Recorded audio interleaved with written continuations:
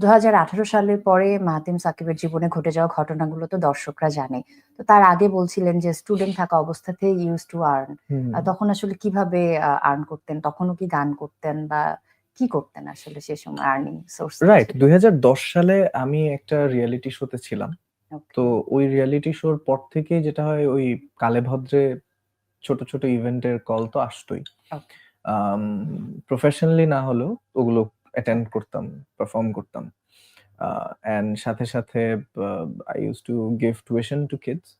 এই আর কি। ওকে। আমরা ৩-৪টে বন্ধু মিলে আবার বিজনেসও করার চেষ্টা করেছিলাম। এখনো কিছু চেষ্টা চলছে আর কি, করে যাচ্ছি। ওকে, বাট বন্ধুদের সঙ্গে ওটা আর নেই। সবাই একেক জায়গায় চলে গেছেন। ২ জন এখন জাপানে, একজন হুম। ইউএসএ তে। সো ওরা কেউ দেশে নেই যেহেতু, সো ওইটা হয়তো হচ্ছে না। বাট আমি ব্যবসার, আমার মধ্যে একটা ছোটখাটো পোকা আছে যেহেতু। আব্বা বিজনেসম্যান, সো আমারও একটু একটু আরকি করতে ইচ্ছে করে। আচ্ছা। আ ওই যেটা বলছিলেন যে সবসময় প্রোডাক্টিভ হওয়ার চেষ্টা করেছেন। কখনোই আসলে সেইজন্য বসে থাকা হয়নি। কাজের মধ্যেই থেকেছেন সবসময়। বাবার কথা চলে এলো। আর তখন বলছিলেন যে একজন আপনাকে Facebook এ জানিয়েছেন বা বিভিন্নভাবে জানিয়ে একজন না অনেকজন যে আমার বড় ছেলের মতো বা আমার ছেলে হুম, তোমার মতো হোক এরকমটা। যে মায়ের গল্প। একটু হুম। বাবা-মা, ভাই-বোনের গল্প শুনতে চাই।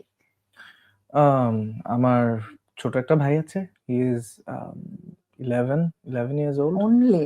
Only, yes. ও he is very young okay. And he is very humble. এটা something I am very proud of. ও অনেক ইউ হাম্বল একটা অলসো। বাচ্চা। আম আর আব্বা-আম্মা, we have a very warm family. আমাদের it's very warm, cozy, peaceful. Okay, That's ৪ what I want জনের to say. একটা হ্যাঁ, হ্যাঁ, ছোট্ট সুন্দর একটা। ছিমছাম একদম, ফ্যামিলি, একদম। যা হ্যাঁ। বুঝতে পারছি।